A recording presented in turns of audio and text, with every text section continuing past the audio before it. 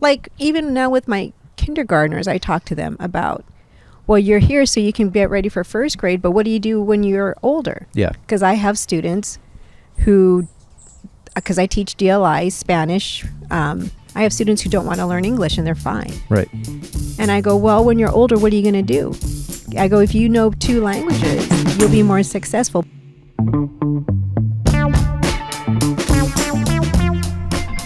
Hello, everybody. Welcome to another episode of the Pints and Professional podcast.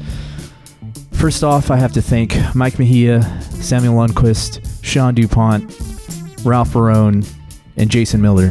Thank you guys for watching. Thank you guys for telling me that you're watching. I really appreciate it. Every view matters, and hopefully you're getting some form of education or entertainment out of this. Coming up on this podcast, we have my wonderful, awesome sister, Dr. Yesenia Mejia-Hudson. She has been a teacher for quite a long time. She's a great inspiration in my life, but also many of her students' lives as well, because she's such a great teacher and she's so good at what she does. And in this particular podcast, we talk about her life. We talk about her getting her doctorates. We talk about the education system as it stands and what we can do as people to, help make it better, what parents can do to help make it better. So once again, thank you guys for watching. Please enjoy the show. Well, sister. Do I need to hold this? Yeah. Oh, brother. Welcome. Thank you. To your own home. Thank you. So what's easier? And you can turn your chair to talk to me. Not that awkward. What's easier, writing your thesis or moving mom and dad to California? Oh, writing my thesis or moving? Because that was your thesis for your doctorates, right? Well, a thesis is for your master's. A dissertation. Sorry, that's what I meant. Well, see, learning new things on this episode. Yeah. I want to say they were both stressful, but with mom and dad, I had to deal with their emotions. Yeah.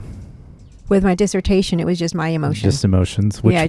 So, which one was easier, dealing with your emotions or just dealing with your own? Dealing with other people's emotions is just added stress. And Sean ate a lot of Pollo Loco during your dissertation? Yes, poor guy, yeah.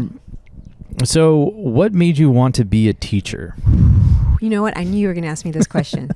All right. So it goes back to when I was flipping through the channels. I was probably a junior in high school. Okay. And I came across this show called The White Shadow.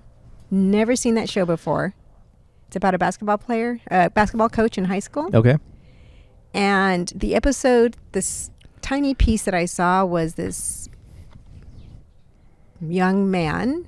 He obviously had a learning disability. Mm-hmm. Back then we didn't use the term autistic. It wasn't a label. I want to say he probably was, but I don't know. Yeah. So all he could do was bounce the ball. And so somewhere in that episode, they said, hey, let's put him on the basketball team and see if we can get him to do more than just bounce the ball. Yeah. So, of course, it's the final scene and his team is winning and all the players are like blocking the other team.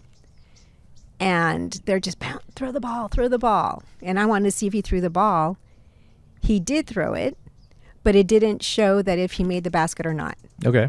And so right then and there, I'm like, I want to be a teacher. Okay. All so right. That's what it was. Just a TV show. Just a TV show that I've never seen before. And I've always played school with Ed during the summer. I was told I need to work with him and read with him. And from who? Mom and dad? Mom and dad, yeah. Because we were always left home by ourselves during the summer. I always forget that you're the oldest sibling out of all of us. Yeah. How can you forget I don't know. It's just because I don't know. Who do you think? Ed's the oldest? Yeah, just because he's so weathered and bossy? Hardened. Well, bossy? You both are bossy. Anyways, you have tendencies of mom and he has tendencies of dad, and I think I lie in the middle. Okay. Anyways, so that was in junior high, and then high school. What year was that when you saw that show? I want to say maybe 1986, 1987, because I graduated in 88. Hold on, that's 36 years ago. Yeah. Something special happened in 87. You weren't even born yet. That was just a twinkle in Dad's eye. Yeah. Gross. Well, that was, me. So, what was your education like growing up? What do you remember it being like from like elementary school to high school? Mom took us to school every day, and she picked us up. Yeah. Until I think you were born, and then she would take us to school, or we would drive ourselves to school. No. Before I could drive, Mom would take us to school, and then Edith, I don't know if you remember Edith. I remember Edith. Yeah, she would have to pick us up and bring us back, and we had to hurry up and get home to take care of you so that Mom could go to work. But like, do you remember your teachers? Were they excited about teaching? I remember. Do you feel like the curriculum was cool and good? No, it was totally different. I remember my first grade teacher, Mrs. Bice. I think I remember all of them. Oh. I don't have fond memories of them. Yeah. I think they were all good teachers. I was able to read and write. Right. So I think it was different back then, but it was fine. One thing that I really wish that was taught in our education system is like life skills of understanding finances, the tax system, retirement. No, that's not important. Well, in high school, I took economics. Okay. I don't know if you, and that was that an elective? No, I think that was required. We had to take U.S. government, I think, for a semester. We took that, yeah. And then economics. Okay. For a second semester. So, in your mind, what is the purpose of our education system? To prepare students for life. And you don't think teaching us about 401ks, credit cards, the financial system? You know what? When I think of that, I just think of the parents' role. Oh, so you think it's like the parents' job to because do Mom that. And Dad are the ones that talk to us about credit cards. Sure. And only use them in emergencies, but they never sat us down, and they gave us an allowance, and it was our responsibility to either save our money to get what we wanted, right, or we could spend it as soon as we got it. Sure. So, but Mom and Dad never really taught us about like investing in Roth IRAs, 401ks. Well, that's because they didn't. Right. So don't you feel like it's kind of important for people to understand that, especially since, not every student has the luxury of having, parents like us. Right. Like we did. Well, I mean, again, times have changed. Sure. Yeah. Now you have access to all that information. Right. You can go on the computer and you could start looking up Roth IRAs, whereas back then someone had, and even then I don't think it was, and also I think it depends on your economic level. Right.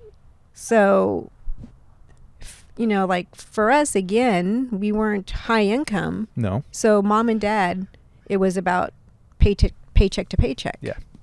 I mean, I could be offered as an elective, but I don't know if it should be mandatory. That's fascinating. You don't think it should be mandatory, because a lot of successful business owners and businesses are using the tax system and understanding retirement plans and using that to their benefits. The businesses are. Businesses, yeah, right. But I mean, every individual has the opportunity to make an investment. Right. It's gambling, basically. But if you have a 401k and Roth IRA, that's kind of like a roadmap to financial freedom towards the end of your years. But it also depends on your employer. Sure. Because like for teachers, we get that option. Yeah. You can have your 401k or your 402b or whatever. Mm-hmm.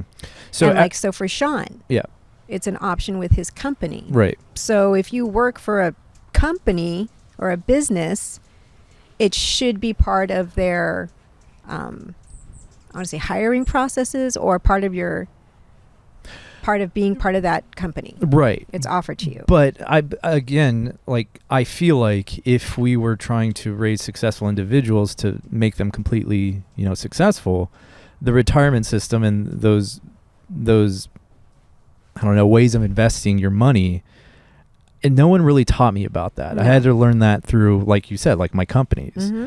and through the internet. Mm-hmm. But if we're trying to, raise the economic system of poor regions in the area, mm-hmm. don't you think it would be a good idea to entertain the idea, hey, these are the ways that can lead you to economic or financial freedom? Okay, so if you're talking about low income areas, yeah. and offering them that opportunity, I think the best way out of breaking the cycle of poverty is education in general. Sure. In general. And with that being said, a DJ who is I forgot what he does, but I've been records. Well, he does that. Yeah, he presses play. But we also, if you watch the episode, he does much more than that prior to that. But he works for I'm really bombing on this. But anyways, he's pretty successful. He went to college. He got a degree in data engineering. So that's an advanced. But no, for sure. Yeah. But he made kind of a point that when we were growing up, when we were being in the education system, I don't remember teachers saying like, hey, you should learn algebra because it's kind of the gateway to engineering. And with engineering, you can do cool jobs like design systems, design power plants. Why is there not an emphasis on, hey, you should learn this skill, this mathematical skill to do cool stuff? I feel like if there was an option like that, or someone mentioned that to me, then it would be a little bit more engaging for me and more interesting. Well, again, it depends on when you went to school. When you went to school back then, and I want to say back then, that wasn't part of the curriculum. No, I don't want to say the curriculum, but the part of I want to say Common Core, I want to say standards, because before it was always getting ready for college.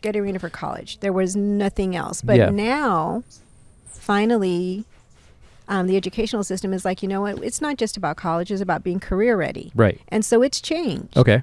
And that's interesting. How has it changed? Well, because like even now with my kindergartners, I talk to them about, well, you're here so you can get ready for first grade, but what do you do when you're older? Yeah. Because I have students because I teach DLI, Spanish. I have students who don't want to learn English and they're 5. Right. And I go, well, when you're older, what are you going to do? I go, if you know 2 languages, you'll be more successful, but they're 5. Yeah. They don't get that. Right.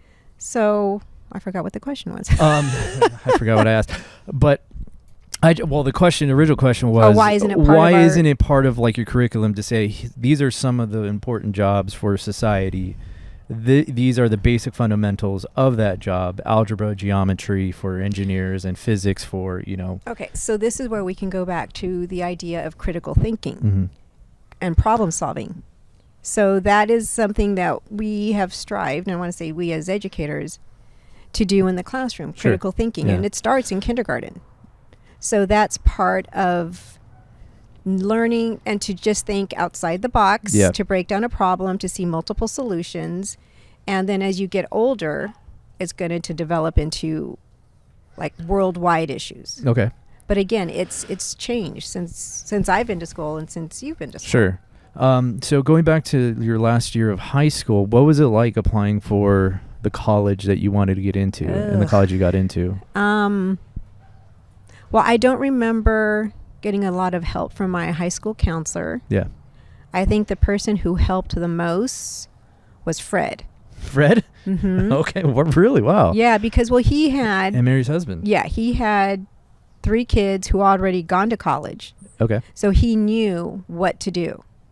Like mom and dad, or especially dad, if you get good grades, you'll get scholarships and you'll get into college. Well, that's not true. That's not true. Yeah. But it's because they didn't know any different. So I had to learn the hard way that I got straight A's, but that doesn't guarantee me any scholarships. Don't mean shit now. And especially, it's your career that you choose. If you choose a career in engineering or medicine or the sciences, there are more scholarship opportunities. Were there any scholarship opportunities because of your ethnicity? Because of being Latina? What? I don't.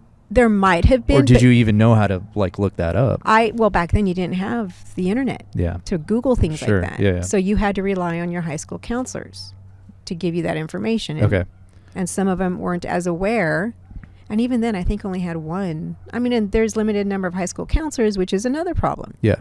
If you have 2,000 students in a high school, you need more than 5 high school counselors. You need more resources. Yeah. But now there are the resources. Okay. You don't rely on the counselors. You can do your own research. So, did you pay your own way, or did mom and dad help? Mom and dad helped as much as they could. They could, right? I remember dad telling us, if you go to school, you don't have to worry about rent, and we'll pay your car insurance. Yeah. And that's as much support as we got. Whereas I remember mom took on a second job, cleaning houses. It was like a home for disabled adults. Oh, okay. It was over here in Rubidoux, and so she took that job on Saturdays. And I remember she got $50 for the Saturday, and she would give me $25. And I think she gave Ed the other $25, and that's what I used for gas money. Okay. And so I had to work. Would work it at a bake, right? Well, I first started, I worked every summer in a makeup factory. I didn't know that. Okay. Yeah, for like 3 years. That's what I did. Every summer I'd go, because you go to a personnel, an employment agency, and of course you're not qualified for anything. Yeah. So they just send you to work in a factory, Okay. which I did. I saved money during the summer, and then I got a job at Wiley's Pub at Cal State San Bernardino, which was like a Subway. Okay. I did that for about a year, and then I got a job with Bank of America thanks to Sean's mom. Oh, okay. And that helped a lot because that paid almost twice as much as minimum wage. Did you take out student loans? No. No. Oh, wow. No, I was That's I very paid. rare. Holy Yeah. crap. Yeah, I paid as I went. Okay. All right. Well, So that's why I'm answers such a that question. saver. Yeah. You're very good with your money. But not out of, I guess education through just going through it and mom and dad saying save your money. Well, I knew I had to because I couldn't ask them for money. Yeah. Because I remember when I went to Cal State Northridge, I needed a $500 deposit for the dorm room. Yeah. And when I asked Dad for the money, I could tell. He's like, oh. I could see in his face that he's like, no, he wasn't mad. I know. And I'm like, oh, okay, I can't do this anymore. Yeah. So that was the last time I asked Dad for money. How old were you at this point? Maybe 18, 19. Where did the passion and work ethic come from to do all of this? Mom and Dad. That you just saw them work hard and like, well. Well, okay. and then that's what we were told. If you want anything in life, you have to work for it. So did you know in college, like, was there guidance from your counselors in college? No. No? No. But how did you know what courses to take to get basic, what was the degree? Bachelor's. Bachelor's in what? Education? So this is where I got, back then there was no computer, there was no internet, so they give you a big old piece of paper with like different categories, and then it said you had to take 3 classes in this category, 3 classes in this category, whatever. And so what I would do is you'd get your course catalog or whatever, Mm-hmm. and then I would have to figure out which class I'm going to take each. It was a trimester at Cal State. Okay. So that's how I figured it out. And then what killed me towards the end, I found a counselor, but she was like a sociology counselor, not a liberal studies. I showed her the paper. I showed her all the classes, and I asked her, so you mean when I complete all these classes, I can be a teacher? And she goes, yes, isn't that wonderful? I'm like, cool, I'll be done in 4 years. Well, that was bullshit. Yeah. Because she didn't know anything about the teaching credential program. Wow. Which is another year. Okay, so 5 years. 5 years. So 4 years for my bachelor's, and that's because I went full time. I could have taken 5, but I didn't want to take 5 years. And then I took the final year of student teaching for the preliminary credential. You were a 5th-year senior. Well, no, I finished in 4 years. You were a legitimate 5th-year senior because of the system. Well, no, I got my bachelor's in 4 years. You're right. I know. But I had to get my credential, which takes another year. So right after college, did you have schools that you wanted to be lined up with? Do you want to teach in, or it was just wherever the job is? Public schools? Yeah. I'm going to start teaching? Yeah. Oh, it was wherever. Actually, I wanted to work in Alvord because it was closer to home. Okay. But I didn't like how they treated me when I wanted to start substituting. Why not? Like, what did they do? They pretty much didn't want to take my application to be a substitute teacher. Why? I don't know. Okay. So I'm like, well, I'm not going to apply to that district. Yeah. So I went to a job fair at Cal State San Bernardino. I didn't want to go, but another woman in the class, in the credential program, she said, oh, let's just go. What do you got to lose? So the very first table I went to, there was a woman, and she goes, I need a 3rd grade teacher who can speak Spanish. And this woman who I went with, Sue, she goes, well, she can speak Spanish. Oh, man. And I'm like, and then so the principal, I didn't know she was a principal, started just asking me basic questions in Spanish. And she goes, you're hired. So she gave me take this to the human resources and you're going to be working at my school. I'm like, 3rd grade, bilingual. Okay, I'll do it. And do you remember what your salary was that starting out? No. No? No. Ballpark it? 20K, 30K? Maybe. Okay. I would have to, research it. And once you started, you were living with mom and dad. Yeah, still, I was right? still living with mom and dad. Do you remember the first day of class? Yeah, I do. So when you go into a class or when you get hired as a teacher, is there some sort of game plan, curriculum that you have to follow that's given to you? Let's see. What do I remember? Yeah, they give you the materials. As a first-year teacher, you're assigned a mentor teacher. Okay. So I did have a really good mentor teacher who would come in and help me. Yeah. But using the materials, that was pretty much, I had to teach myself. Okay.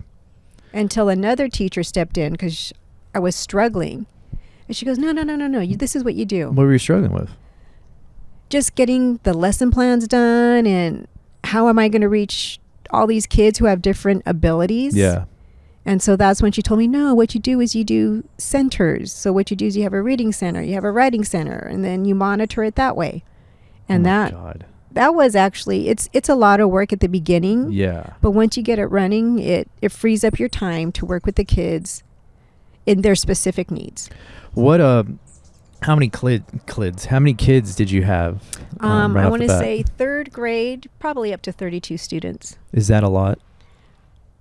That's what 30 kids. That's what you can. That's what they max you out at. It might be more by now. Okay. So, like in kindergarten, I can God. have up to 27 kindergartners. Jeez. And my first couple of years in a kindergarten classroom, I did have 27. What was the class that you were, or like what grade when you first started? When I first started, I taught third grade bilingual. Okay. When was do you remember the first day of being cut loose and on your own, and day one being by yourself? I don't remember it. Okay. But you packed it away in the back here. Yeah, I mean it's been 30 years, so but I mean it's got to be pretty nerve-wracking because kids are just brutally honest, and they could be vicious and well, not the little third graders. Really? Because usually they're nervous on the first day of school too. Oh yeah, okay. So what you want to do? Not in third grade. Really? Really. I remember some kids crying. Kindergarten, yeah. I remember. Oh my God, those guys are like. But they're not that bad anymore. Okay. Interesting. But yeah, you just have to manage your time and manage the kids. You got to get your discipline down first, and then the classroom management, and then everything should fall into place. What happens when it doesn't? What do you have to do? What do you do to pivot? Well, thank God I haven't really had many problems with that. I'm actually really good at getting my routine down. Yeah. You'll always have your straggler, the one who won't do anything, who refuses. But, you just work around that. Okay. How come you never wanted to teach anything above third grade?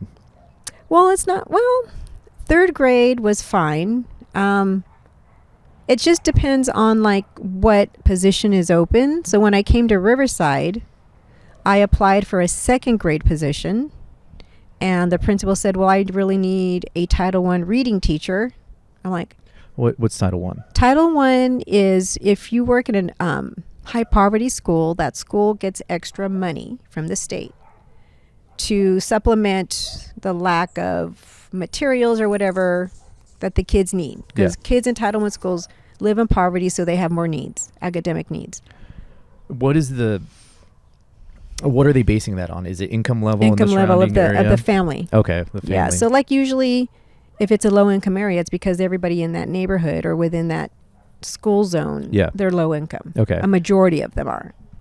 And how is the government determining these things? Are they doing are they polling the area? Well, they base it on W-2s. Yeah, income tax. Do some of these families have W-2s, or are they getting paid under the table? Oh, who knows? Okay. We don't know. We don't ask. Yeah. We shouldn't ask. Okay. Yeah. Well, it's none of our business. I know it is. It's not.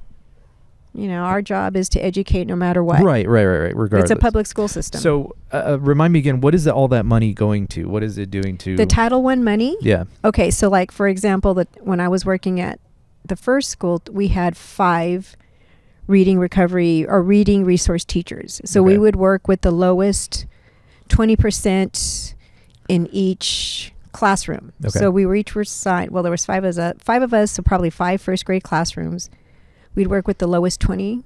And once we got them moving to where they're at least close to grade level, then we pull in the next lowest. Oh, okay. All right. So it was like a cycle. So the money was essentially paying you guys to put in the extra time and effort. Yeah, to give them Okay. the extra support. Or sometimes the money is like divided into categories. So like some schools can get X amount of money for more technology. Got it. Okay.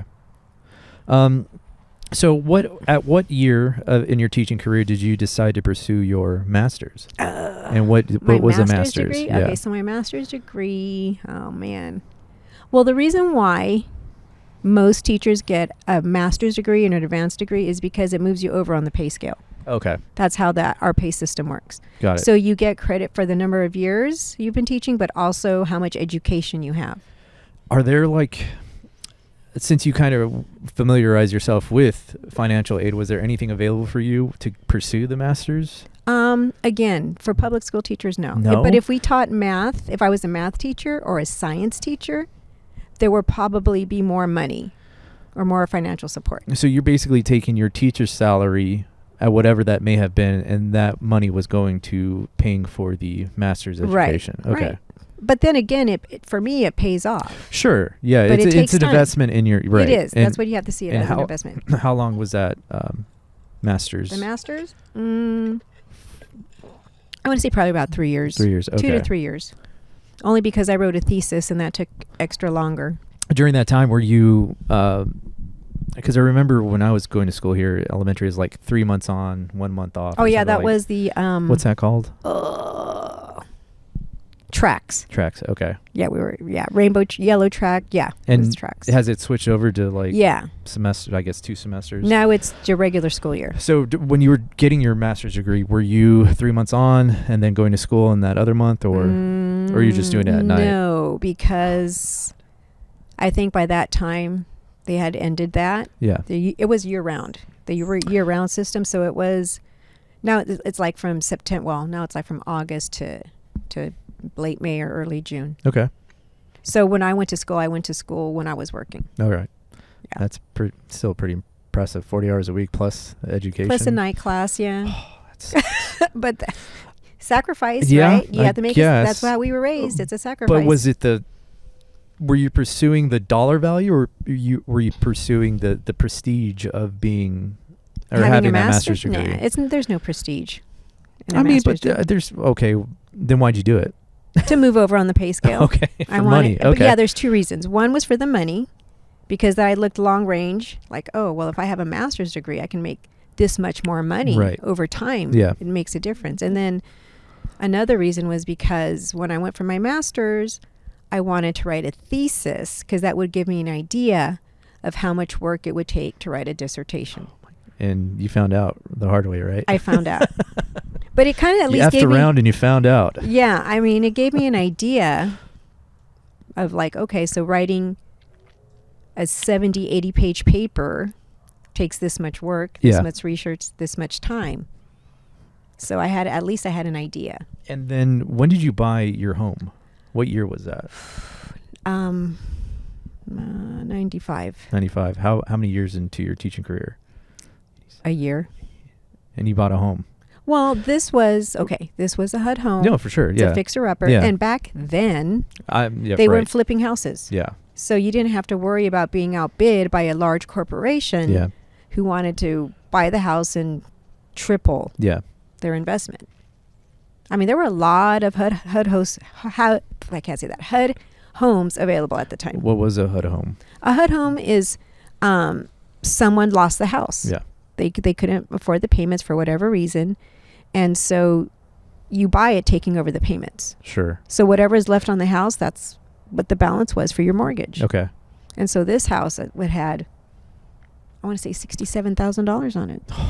It's nothing. I know. Well, back then. Oh, right. Well, looking at it now, that's nothing. I'm looking sure back at it then now, that it's was nothing. Looking at that's like a $1 million.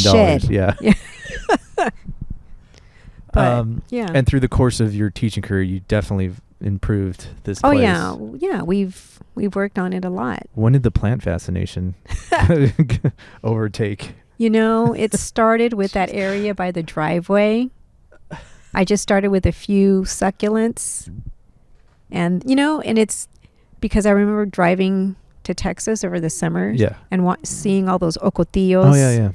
And all those different kind of desert plants. And I'm like, and then also they're low maintenance and they don't take a lot of water. I mean, there's just so many. I know. Lauren and I could spend all day just looking at all your new plants. So you get your master's. What was so hard about the thesis? The thesis, it's... And what was it about again? Okay, so my thesis... Have the book. Yeah, my thesis was an argument for reparations for African Americans. Okay. Or Black Americans. I can't remember which term I used. Yeah. What made you want to write about that? Well, the reason... Okay, so my master's is in social sciences. Okay. Because you have a lot of liberty as to what your topic is going to be for your thesis. So the reason why I wrote that or chose that topic is because I remember when it was Ronald Reagan, I think it was Ronald Reagan, decided to give Japanese internment camp survivors some sort of restitution. Right. For being unlawfully interned. So there was a price point. Yes. Placed on them. Okay. So, and then so I started thinking, well, geez, if Japanese Americans were getting some kind of financial restitution for violating their constitutional rights, why hasn't anything been done for Black Americans? Sure. And so that's what started my research. Okay. And what upon that discovery, what did you find? Okay. So I'm going to put it in a nutshell. Please. My belief is that because Japan is a superpower, right? Military, financially, whereas Africa is not. Yeah. So at the time when they were asking for restitution, the Japanese Americans, there was a struggle, right, with Japan and the United States. And so in order to appease some of that conflict that was going on, this is my opinion, they said, okay, you know what? We're going to clean our history. We will give you some kind of apology. And it has to have an apology. And once you apologize, you're admitting you're wrong. Yeah. Well, no president, I shouldn't say no, maybe I need to check that, has officially apologized for slavery. Because again, if they apologize, they're admitting they're wrong. Sure. And there has to be some kind of compensation for that. Bill Clinton was the first president that I believe apologized for the Tuskegee experiment. Which is kind of wild to think about. Which I didn't, again, because was that the syphilis one? Yeah. Where they purposely infected Gave him it. syphilis. Yeah. And I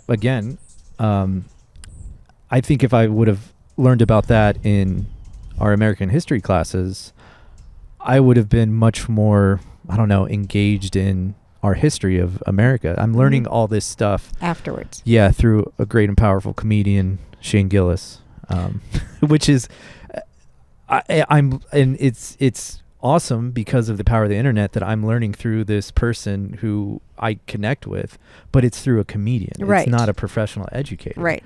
Well, now, and that's also because of what the powers that be decide to put in your history books. Because there was probably a blurb about it. Yeah. A blurb, maybe a paragraph. Sure. And then it's talked about. Right, it's not discussed. Yeah. Another thing that's kind of messed up that I just learned about on the plane flight here was the rape of Nanking. Are you familiar with that? Oh, is she? No. So, 1937, Japan is on its global conquest. Prior to 1937, they had been building their military. They had been training every kid to, play with guns, to, take orders. Their teachers were part of a militarization. That's a bad word. They were militarizing their education system. That's what happens. Right. But not so great is that they started to conquer China. And in Nanking, it was some of the most horrific things you could ever think about that an army could do to an unarmed population. And so, I mean, it's kind of fascinating. Otherwise than bomb them? Drop a nuclear bomb on them? If you research the rape of Nanking and if you read the book, you could almost say that what they got in 2 atomic bombs was not even justifiable. Like, they should have gotten more, given that their army was... But you have to figure out they bombed innocent people. Sure. They didn't bomb... And Japan bombed the hell... I mean, just, again, the fact that it was... They did a lot of bad things. I'm sure they did. And it was way worse than what the Nazis were doing to Well, I don't know. It pains me to say that, but if you did your research, Yeah.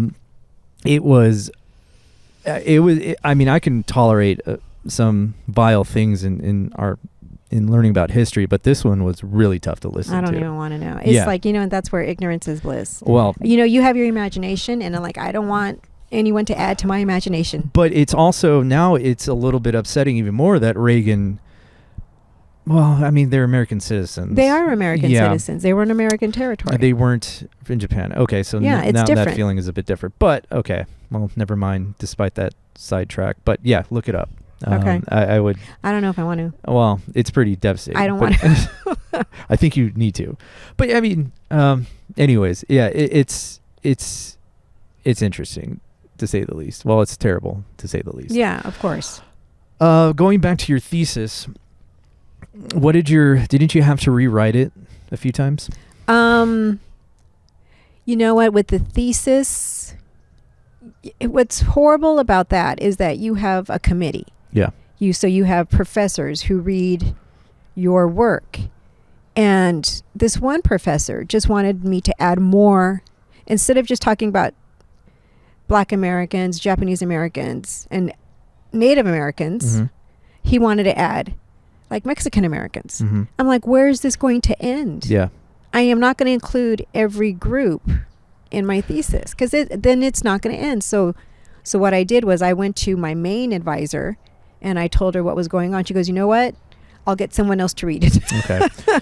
Going back to the reparations for African Americans, and how did Japanese Americans receive their how did they divvy out their reparations? Okay, so what they did it by generation. So if there were any first generation internment camp survivors, Mm-hmm. and I'm not sure about the numbers, they probably got, let's say, 20,000. Okay. If they were second generation survivors, they got maybe 10,000. If they were third generation, which was the current generation Yeah. at that time, maybe they got $5,000. And I don't know how they came up with the number, but there was some kind of financial restitution. If that is the methodology of providing reparations to a group, how do you do that to the descendants of African American slaves? And that's where the problem lies, is you can't. Yeah. Because there's no documentation. Mm. Because once they became a slave, they lost all identity. Sure. Yeah.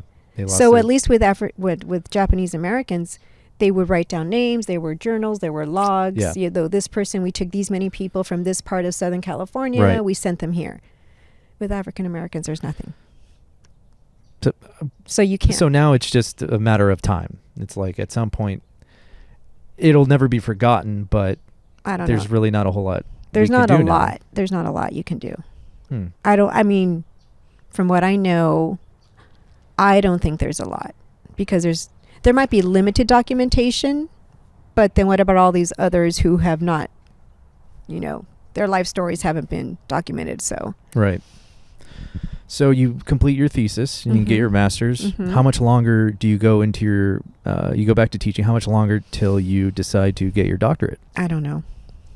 I don't know what year. I just You don't know a whole lot of things for being a teacher, Yesenia. I don't keep track of time. Doctor, I'm sorry. Dr. I'm Yesenia just like- Mejia-Hudson. And let's see. I was driving my Honda Civic at the Oh, time. so 94? So I got that bad boy when I was 17. No, you were, yeah. I got it when I was 17. That was 2004. I don't know. So I started my PhD program 2009. Okay. That's all I know. Did you know what did you get your doctorates in, and why did you Okay, so my pick that? PhD is in education. Yeah. Originally, I went in for cultural studies.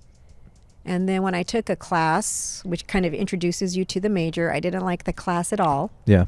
So at the same time, I was taking a class by a professor, Dr. Perez, and he taught, what was the class? I think it was like Immigrants of Children or Okay. something like that. And so when I was in that class, I was reading all these stories of immigrants and the struggles they went through. I'm like, oh my God, that's me. Oh my God. I never thought of myself as a child of an immigrant, but we are. We are. No, we are. Yeah. She got caught and got booted back. Yeah, 3 times. But it's interesting because once Three times? I thought it was just once. No, it was 3 times. Man, Mom's a lawbreaker. Yeah, but once I read their stories, and then me working with primarily Mexican Americans or Latinos or whatever, then it dawned on me, like, this is what I need to study so I can help the population that I work with. Right.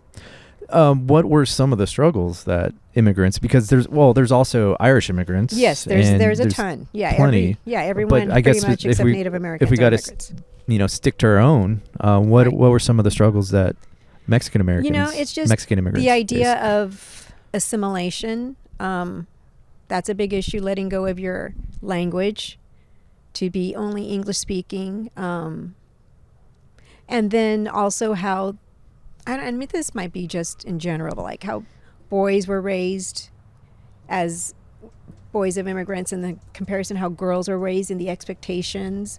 And also the mindset of the parents. The parents said, we struggled to get here. Mm-hmm. So it's going to be a struggle for you, and so you better suck it up. Yeah. And that's what it is. Yeah, life is hard. Deal with it. And that's how our parents are.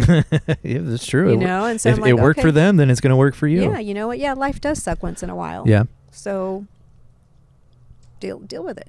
What, in regards to assimilation of new people coming to this country, how do you assimilate a group of people with different ideologies that come from maybe prehistoric, not prehistoric, but they come colonial. They come from a different upbringing, from a different time period. Right. It's far behind where we are now. Well, I don't know if it's far behind. It's just different. Right. How do you adopt that to America? Well, you have to want to. You have to see who's as an immigrant or whatever. You have to want to assimilate. But then, do you have to? Therein lies. That's the freedom. That's the thing. And then again, it's the idea, if the United States is a melting pot, then why do we have to assimilate to this one idea? English only, dress like this, speak like this. Yeah. Are there any other countries in the world that have a melting pot like us in your research? I don't think so. So you think we're the only ones that have this wide vast of different backgrounds, different cultures, different people? I'm trying to think of other major places in the world, influential countries, and how many. Well, no, Canada might have problems because a lot of people, Middle Easterners, go to Canada. Yeah. So they probably have their own issues. It seems as though America is fairly new in the grand scheme of the world because it was a newly founded country. Right. And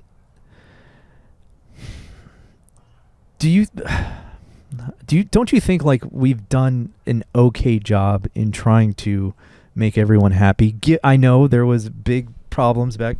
Why are you making that face? Because no, we don't like that. You don't think we've done a good job? I think the idea is there, but you look at our country. We have so many people living in poverty. Right. And we have so many people who are homeless. Yeah. So it's an idea. It's not concrete. That's the problem. And I always hear people saying how bad the world is, how it's going to hell. And then I just think of Dad and what he went through in the 1950s. But even Dad says this country's going to Well, yeah. But then I remind him, Dad, look at me. I'm not getting kicked out of restaurants. I'm not getting denied loans because of the color of my skin. But you know what? Those are... it's not as obvious as it used to be. Sure. But now there's other types. Like what? Like incarceration rates. Yeah. Who is mostly incarcerated? Blacks and us. Yeah. Mostly people of color, even though we're not as large a percentage as the white population. Right. So, but there's still, it's still out there. It's just not obvious. Okay. I don't know. I don't see it in my own. I've never really experienced it, so I'm not going to deny that it doesn't exist. But I just take a look around and I just don't feel it. I think I experienced it once, well, maybe a couple of times. But in school, when I was in middle school, I was in the same math class as my white friends, and we got into high school. I was the only one put back in general math. Yeah, and everyone else went to pre-algebra. And so I'm like, why am I in this class? Yeah. This shit sucks. I'm like, boring. I don't want to offend anyone who's taken basic math, but I'm like, I could have done this in 5th grade. Yeah. So I had to go to I actually found the courage to go to the math teacher and say, I don't belong in this class. It's too easy for me. And then I can't remember who it was. So he gives me a test, a placement test, and I finish it. The next day he gives me another placement test, he or she, I can't remember. Aced it. Yeah. He goes, you know what? You need to talk to a counselor. And so by the 3rd or 4th day, I was in the algebra class with my white friends. Yeah. I'm like, oh, hey, good to see you again. Know. I'm like, I should have been. Well, and you know what? And it matters because you need certain math classes to get into college. Yeah. And if I hadn't said anything, I wouldn't have met the math requirement. So it's not obvious, but it's there. Yeah, but how did you know to do that? You're just bored? Like, because as a kid, I hated school. I didn't like it.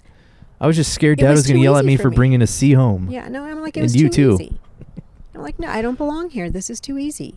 How can I go from pre-algebra to basic math? It just didn't make sense to me. I remember, and this is where I'm coming from. Like, this is how bad I didn't like school. I remember our 4th grade teacher, Mr. Nichols, made us make up flashcards with arithmetic because we were trying to pass the 30-second test of trying to figure multiplication facts or whatever. Yeah. And so I did 1 + 1 = 2, 2 + 2 = 4. I was doing easy ones, and Mom saw that, and she's like, "Why is this happening?" I go, "Because the teacher said to make up our own flashcards."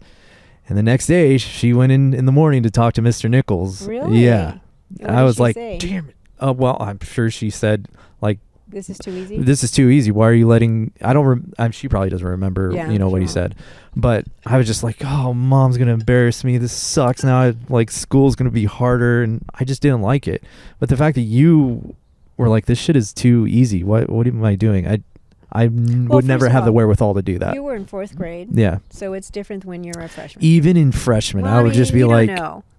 There were coach. But then again, when you were a freshman in high school, did you know you wanted to go to college? No. Okay, then. Well, you guys told me I had to. Well, but see, I knew that I wanted to go to school. Yeah. And I knew that this math class wasn't going to get me there. So now, do you think a college degree is important? It depends on your career choice. Sure. How do you get people to understand their career choice? That's another. It should be based on what you want to do, enjoy doing. Mm-hmm. Then I think if you can find a career and something you enjoy doing, that's going to guide the kind of education you need. Yeah. Look at Ed. He likes what he does, being out in the heat and the wind and the rain. Yeah. But if he wanted something different, he could do it. Sure. But he does something he enjoys. Yeah. He went to school. He has his journeyman license. Yeah. And so you just have to figure it out. Just figure it out, kids.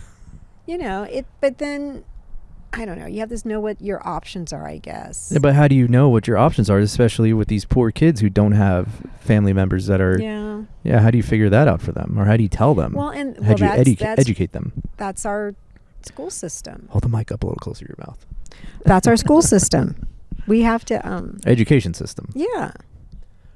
That's why you have to give kids options. That's why it's not college ready. It's career and college ready. You don't have to deal with cell phones in your class, right? No, not in... But I've had to deal with students who have little cameras on their watches. Oh, no. Really? Yeah. They're little play watches. They're not... Sure. But I noticed they're taking pictures. And so I have to tell the parents, no, they can't bring these kind of watches to school. And does it stop?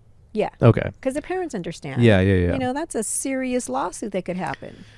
From what I gather from the news and some of the radio shows I listen in Texas, it just seems that the kids are becoming they're becoming undisciplined. They're becoming out of control. Oh, yeah. And I feel like... Even in kindergarten. Okay. Yeah. I feel like the cell phone is probably a big problem for that.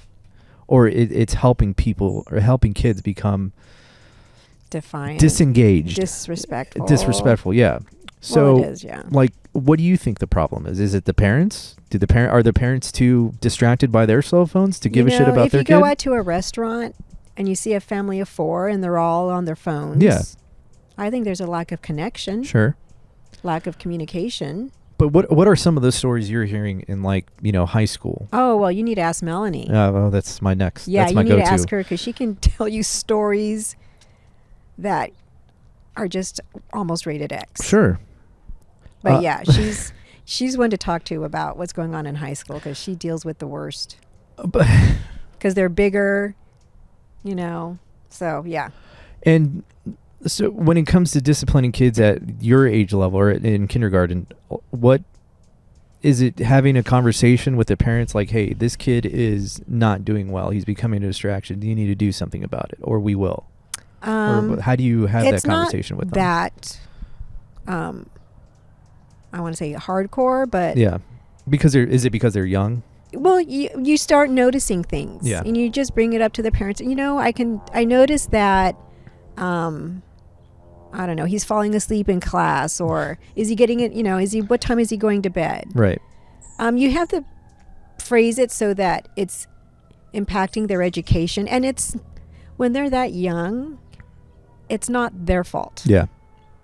Something's going on at home. Okay. And you don't want to accuse the parents of anything.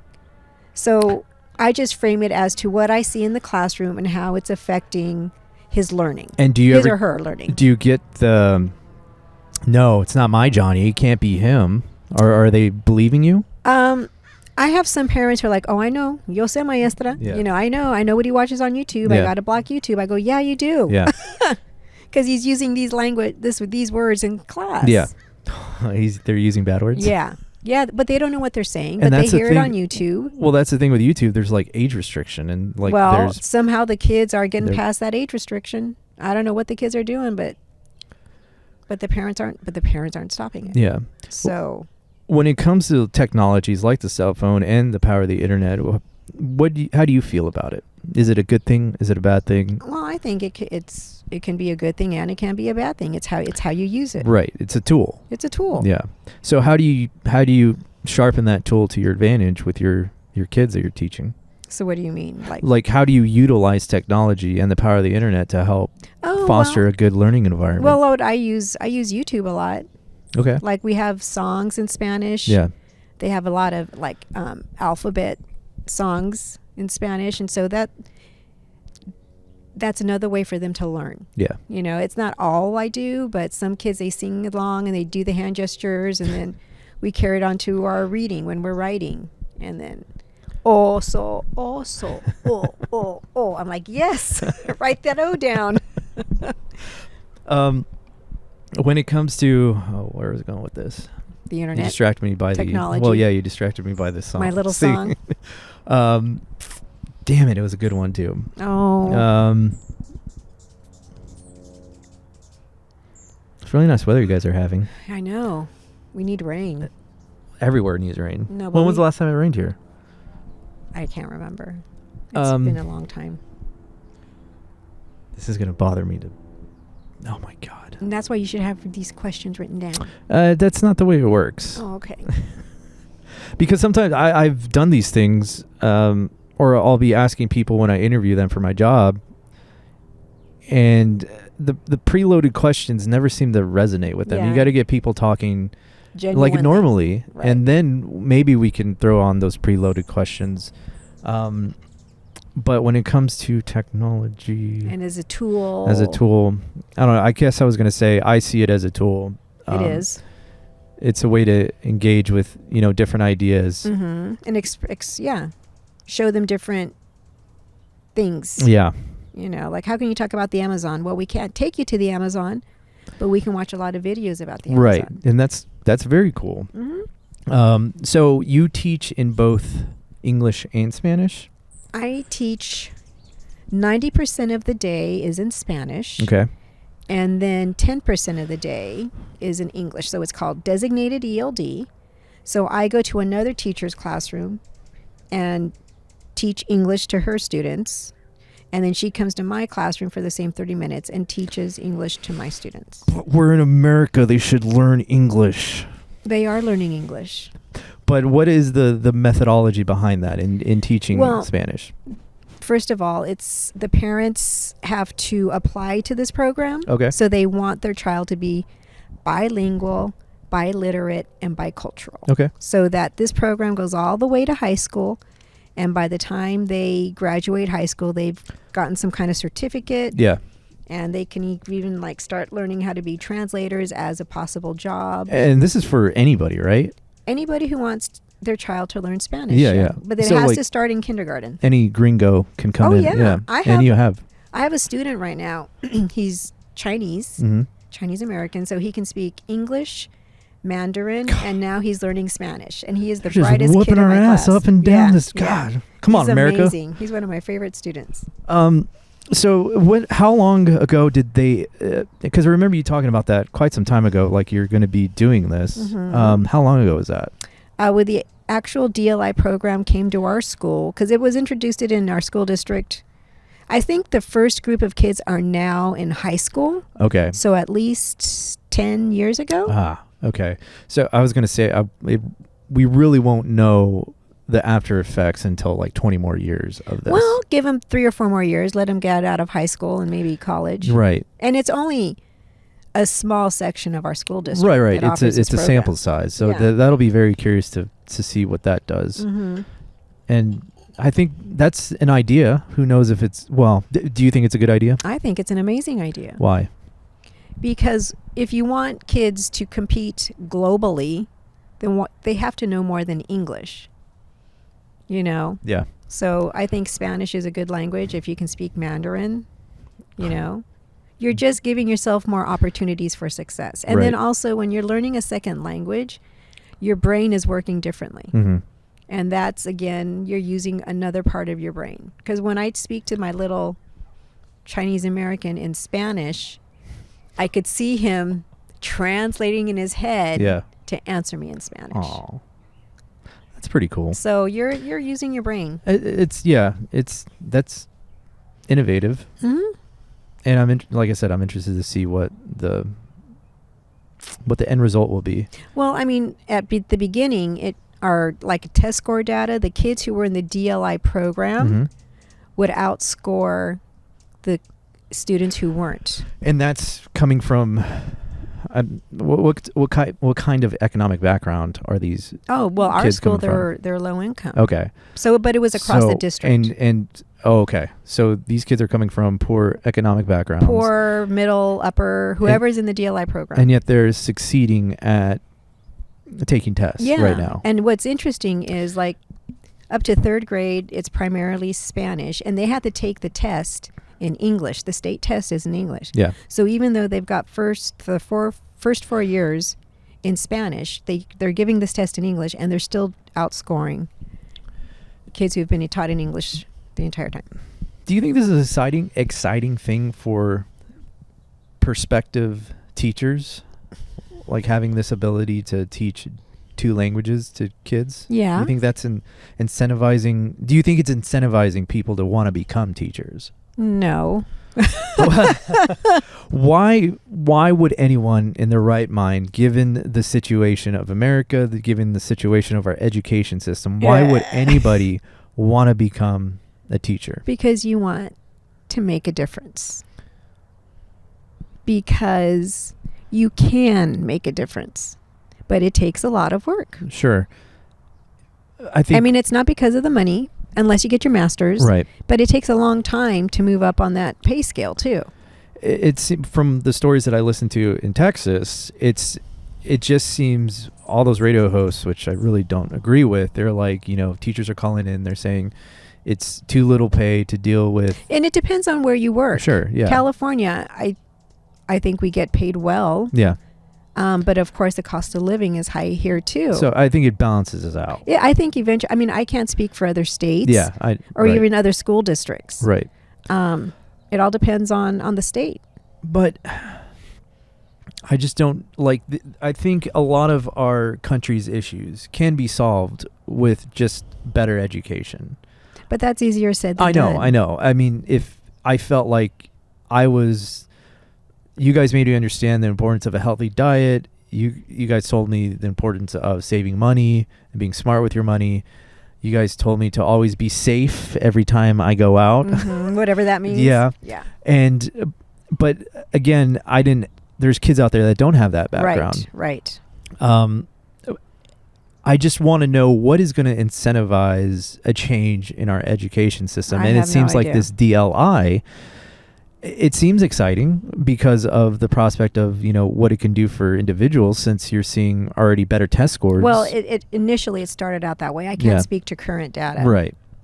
But that's what got me excited about it. But it's just like, it's easier said than done, but what is going to spark the good individuals to come into a school district and want to engage with these children who are so heavily distracted with social media and wanting to become TikTokers? Even if you paid me $1 million a year, it's not going to make me work any harder. Okay. Because to me, I'm like, I'm doing everything I can. It's not the paycheck. Yeah. It's seeing my kids improve over time. Got it. That's what it is for me. Okay. So it's a direct result of what you're doing and the way you're interpreting their information for them to digest. You're seeing their growth. That's the incentive. That for me it is. For everybody it's different. I mean, I think, again, you have people who go into education once they get tenure. Yeah. I don't want to say stop caring, but they're not as motivated to make sure the kids do well. Right. I know of teachers who will say, "Oh, I don't feel like teaching today." Let's roll out that VCR and TV. Yeah, I'm like, well, half my class is gone. I'm not going to teach. I'm like, what about the half that did show up? Yeah. What about those kids? And see, I was the kid that was like, oh, sweet, we're going to watch The Patriot in history class. I'm going to learn so much. Sick. This is fun. And that lasted over the course of, I forget how long classes were, but that movie's like 2 hours long. So about 2 classes? Yeah. Maybe 4, depending. Yeah, no, maybe 2.5. And I mean, if you really look at it, the Patriot was, somewhat historically accurate in a sense, but again, it didn't really make me want to further dive into the history of America. But then that's the teacher. Yeah, no, I get it. Teach and teach and teach. Okay, now you teach whatever part of history that is, and now as you watch the movie, how does that tie in with our history lessons? And that's why that's what I think. That's why I think the beautiful thing about the internet is because of some of the comedians that I listen to on stage. They're on their podcast talking about major historical events that I'd never heard about, and I'm like, oh my god, that is insane. Why did our teachers not explain to us? Okay, so are these minorities comedians? No, they're white guys. They're white guys. Yeah. Okay. Well, good for them. Yeah. They're hilarious. They're woke. No, they're not woke. This guy, the guy that I like, he is far from woke. But how does a teacher know when to take the information and package it and deliver it in a different way? Is it just through experience? It's through experience. Yeah, you can't. Some things you just can't teach. You have to learn by being in the classroom, and you have to learn by watching others. Right. So what are some of the failures that you've learned through your teaching career? What do you mean by failures? So like there's times when I go on shoots and I forget an SD card and I have to go back home. Oh. And so like I consider that a failure. So what I do now is I have backups in all the bags that I have to make sure that never happens again. Should I I forget an SD card, or I just double check, triple check as I'm preparing my gear. Right. I go through the motions of a game plan of what's going to happen. I have all these set in motion, but because I forgot that SD card that one time, that I consider that a failure. Well, yeah. So you learn from your mistake. What did you learn, or what are some of the biggest failures that you've had in your career that you learned from? Always have lesson plans. I always have those ready by that Friday. I'm ready for the next week. Yeah. I always have multitude of stuff things for students to do. Okay. Like, I don't know, let's say you have a fire drill and so your lesson got stopped in the middle. So what do you have to do? Well, you have a choice. You can come back, you could take up the lesson, but the kids are going to be all crazy. So you just give them something else to do and you take over the next day. Mm-hmm. So it's just, to me, I think it's better to be over prepared. Yeah. And have more supplies. Yeah. Than anything else. Why have you ever thought about going into politics? No. No? Why not? Because I feel like that's where you do make the most impact. of communities. Well, not necessarily. I mean, you can have the best ideals, but if you don't get voted into office for whatever reason, you're not going to make a difference. I always thought that if... And it's a popularity contest is what it is. Yeah. Politics. So... I think you could become quite popular. I don't know. Or what if you like ran for like, I don't know, the Board of Education at some district? I don't know. You can. You wouldn't ever want to do that? But then... I just think about the board and all what they have to deal with. Right. You know, me in the classroom, I just had to deal with my 20 kids and some of their parents. But if you're putting yourself out there, you're dealing with hundreds of people. I know. That's the point. Like, you are the individuals that we need that need to be in politics, because you're well aware of the importance of education, and you've been in the trenches. Yeah. I don't know. I've never thought about it. It's the same thing with Lauren. Like, I feel she would make a great manager, but because of the stress level of it, she doesn't want to. And I don't blame her for that. It takes all kinds. For sure. I was going to ask one more thing. Well, I had it, and then I made my point, and then I lost it. What do you ever plan on teaching in college? Is that how you want to retire, right? Well, I do have like an online class at RCC, and it's been online because that's what the students want. So I'm supposed to teach a class in person. Yeah. But hold on. I know. It's got that Cali whip running through the neighborhoods. So I'm supposed to teach in person, but if not enough students register, then they'll put the class online and I'll have 30 students. So my intent was to teach in person, but then COVID hit. Yeah. And then everything went online, and the students really would rather do that than anything else. From a national standpoint, what if we switch the military budget with the education budget? What good do you think that would do, or what harm do you think it would do? Well, we need a military. But you're just saying altering the budgets? Yes. I have no idea how much the budget is for the military. It's far greater than our education budget. I'm sure it is. Well, it depends. What do you do with the money? I don't know what you would do with the money. You're a teacher. You would know. I think it would be, well, but then research shows that smaller classrooms doesn't make the difference, or you need maybe 15 kids per class to make a difference. So I think that's worth exploring. Honestly, maybe it's pay the parents to get more involved. Give them a stipend. Incentivize. Well, I guess, yeah. I don't know. Because like we have a saying now is like, we can't control what goes in the home. So why send homework if the kid isn't going to do the homework? Yeah. There's no point. And there's no point in punishing the child who doesn't do the homework. Do you guys send homework now? I don't. What? I don't stop. I stopped. These kids are soft. Man. But you know what I found is the kids who don't need to do the homework do it. Okay. The ones who need to do the homework don't know how. Yeah. And the parents don't help them, or the parents do it for them. So there's no point in sending homework home. You mean they don't have dads yelling at them to do that math problem 20 times before you go to bed? They may not have dads. They may not have. Yeah. They may not have a home. Yeah. It depends where you teach. It's funny that in those moments, you're like crying and you're just hating life, and then you look back and like, oh, okay, well, yeah, that kind of made a lot of sense why he made us do that. Yeah. Tough love. Life is hard. Suck it up. So what's next? How much longer you got? Technically, at least 7 more years. God. If I want, I could retire any time. Yeah. But the problem is like the school district will cover my health insurance for 5 years. Okay. And then I have to wait until is it Medicare or Medi-Cal that kicks in at 65.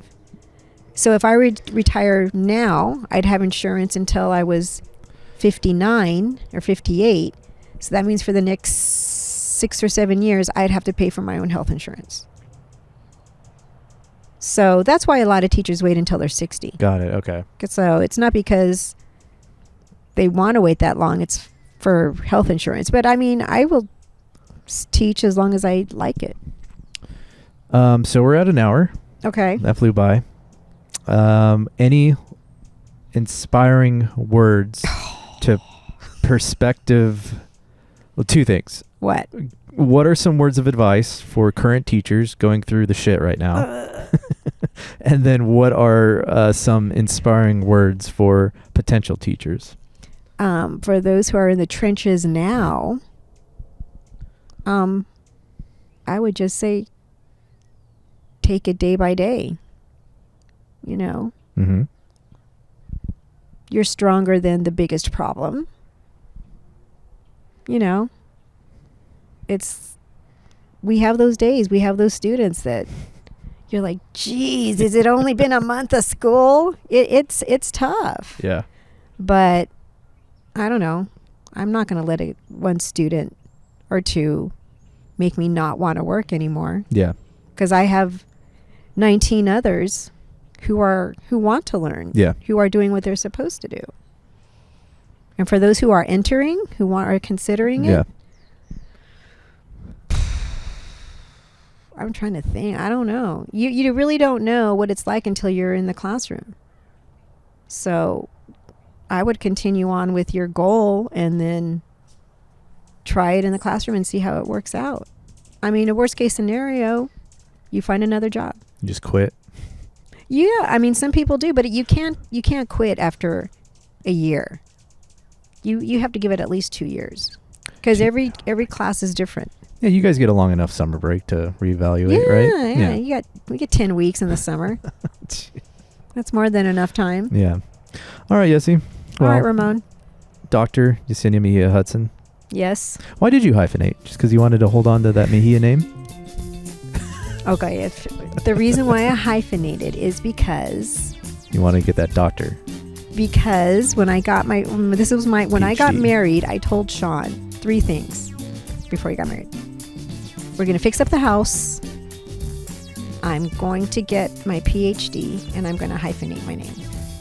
He's like, okay. Sure, done. And the reason why I hyphenate, because I do want it to be Dr. Mejia. I don't want it to be Dr. Hudson, because I figure there's enough Dr. Hudsons and not enough Dr. Mejias. You're sticking it to the white people. I'm just saying, we're a minority. All right, cool. Well, thank you. All right, you're welcome. All right, bye. Bye.